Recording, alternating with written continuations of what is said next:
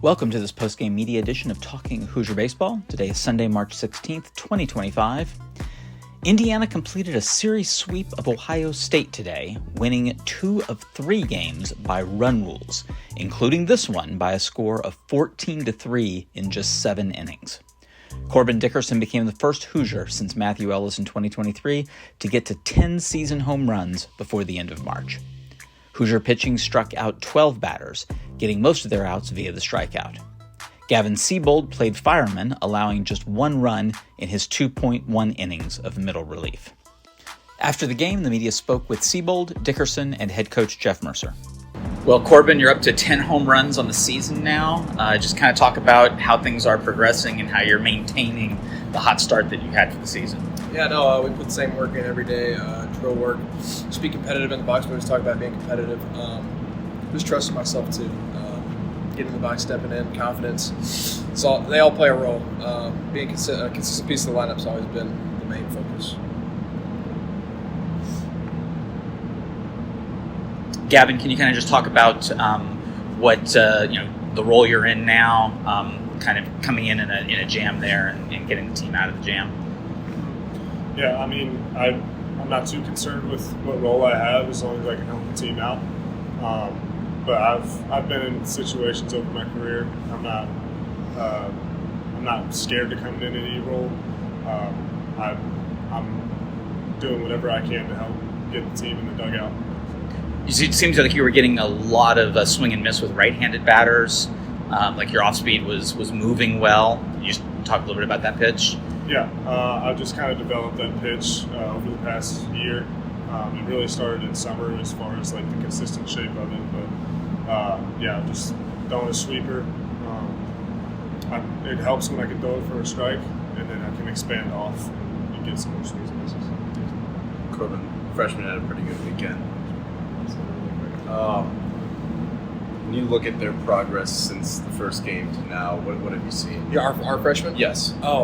They've been tremendous. I mean, Jake Hanley's awesome at first base. Hogan's stepping up a lot.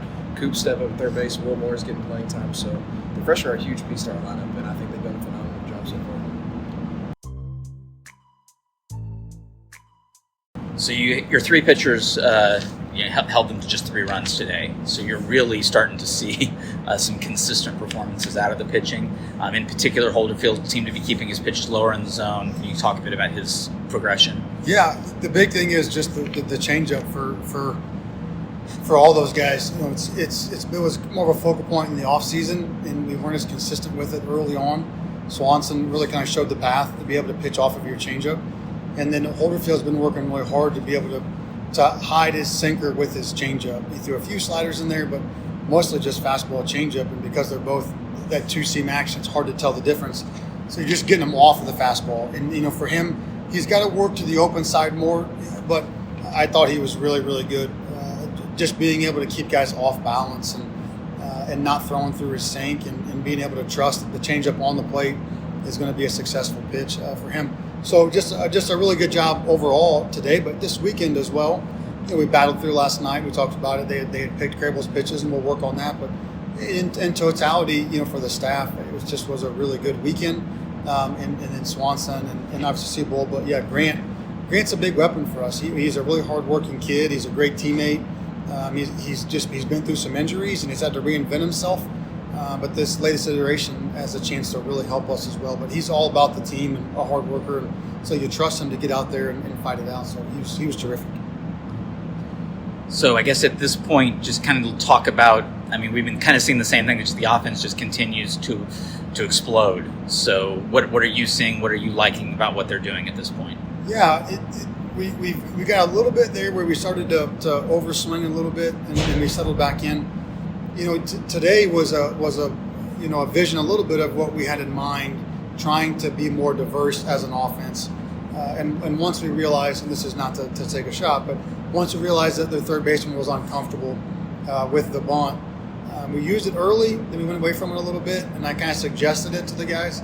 And then once they kind of closed the gap, I called the group up and said, we are going to bunt, and we're going to show bunt until we either execute it or they're able to figure it out. And they didn't. And then once you get guys on base, we did a good job of staying in the middle of the field. Andrew kind of Andrew had maybe the best swing of his young career. That double to left center with 2 guys on was just a really good swing.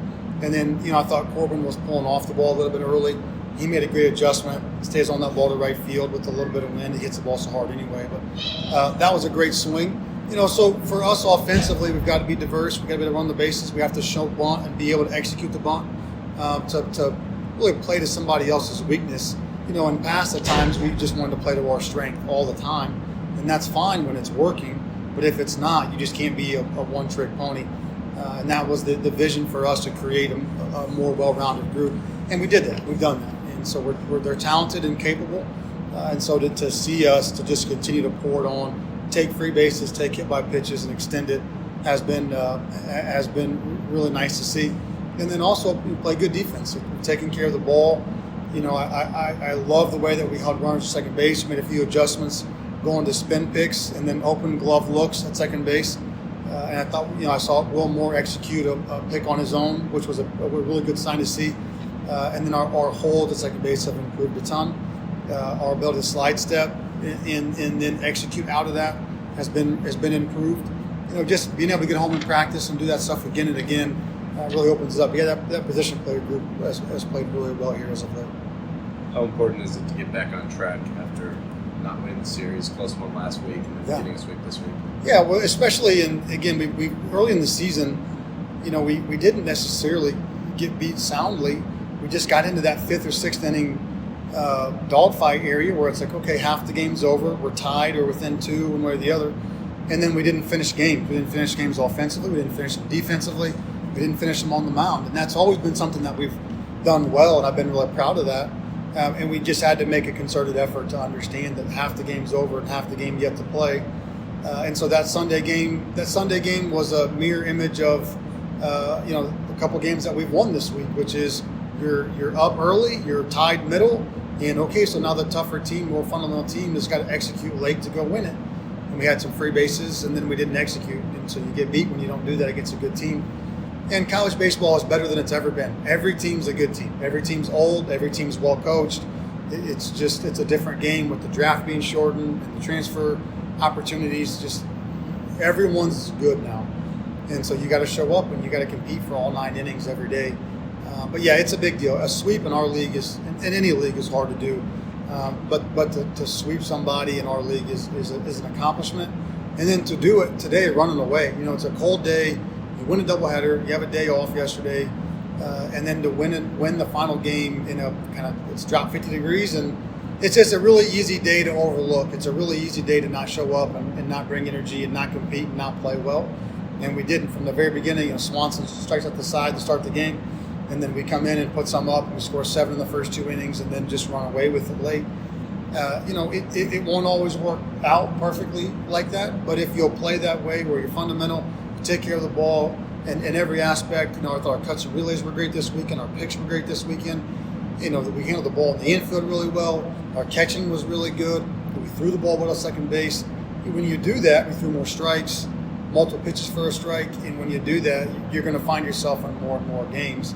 And so, we kind of went back on the mound a little bit to what we did 2 years ago, where we just chopped games up, and you had probably one primary starter in Senard, and we'll keep Grable there, and then we're going to chop them all up. And as long as everyone comes in and attacks and can throw multiple pitches, we should be able to chop it up. And there's some strategy that I probably didn't do a good enough job of early in the season. You try to go to a more conventional route on the mound, and okay, so you got to live and learn. We talk about it as a player, you have to be adjustable. As a coach, you have to be adjustable, and give your team a chance to win. And I probably didn't always do the best job of that early on, but fool me once, shame on you, and fool me twice, it's my fault. And so we'll try to make sure we put guys in the best position to be successful, and they got to go in and do their jobs. And hopefully getting more guys in there consistently, they can get more of a rhythm, they can feel more comfortable. And then we've changed a few pitch calls and changed a few pitch decisions and what we're going to lean on more, and hopefully it gives us a path here to have some consistent success. You talked a bit about how Tyler has progressed defensively, and obviously as a team you guys didn't commit any errors, but offensively he had a really nice swing on a double today. Yes. Yeah, that's the thing is when Tyler's been really good, Tyler's low in the middle of the field and the other way. You remember his freshman year when he was good last year. He doesn't overswing, takes the ball the other way, and then when he homers, he typically homers off speed pitches to his pull side. Well, that's what all good hitters do. I always tell the guys this story. Miguel Cabrera didn't pull a fastball to his pull side foul for like 3 years. It's just the way the game's played. The game's played on fastballs in the middle of the field, and if you get an off-speed pitch up and in, you pull it. And when Tyler stayed on that ball, you could see flashes of him being really good. And you can't overswing. You can't go back and revert back. So he's gonna get on track. I'm confident at some point. In the meantime, like you said, he's played really good defense. I've been very proud of him for being able to leave his offense in the dugout and go play defense because the team needs that. And so as he continues to hit the ball the other way and stay in the middle of the field, he'll have more and more success. And we need him to. We need someone to hit seventh for us. It's been a revolving door. I've said it multiple times. Someone needs to hit seventh that can drive runners in. Because that spot always comes up with guys on base. It happens every single game. And so you would like to have your third-year guys, been an all-conference player, be able to hit seventh and hit your single to right center and score a run and continue to move the chain along. And Cooper's doing a good job, but Cooper's going to ebb and flow. He's going to have awesome days and not as good days. That's kind of part of being a young guy. But Tyler's capable of really cementing that spot in the lineup and helping us out. Speaking of Tyler's defense, did you see the top 10 plays? No. Did he make it? Number 2. Did he really? Well, there's room to grow, I guess. He could get number 1. It was funny. He made that play, and Blake Allen looked at me and said, "Well, he just made SportsCenter." So he was right. He called that one. So yeah, it's a great play. But the unsung hero in all of those plays too is Jake Hanley at first base. He has been just sensational over there. The play where he hangs on to the bag today on that ball in the 6th hole from Tyler is a huge play. Several picks. He has saved us a ton, and that is not an easy position to play. I don't just say that because I played it. It's just a fact. You look at the way Major League Baseball has transitioned into a defense-first position. Less power, less slug out of the first baseman, more defense, more range. And Jake is in that mold where it's a high on base, high hit, great defender, great target, and very reliable. So yes, Tyler, that's awesome. That's very cool, and a great play on Jake's part to finish it as well. Indiana next welcomes 2024 Super Regional team, the Evansville Purple Aces, to Bart Kaufman Field on Tuesday at 6 p.m. See you at the Bart.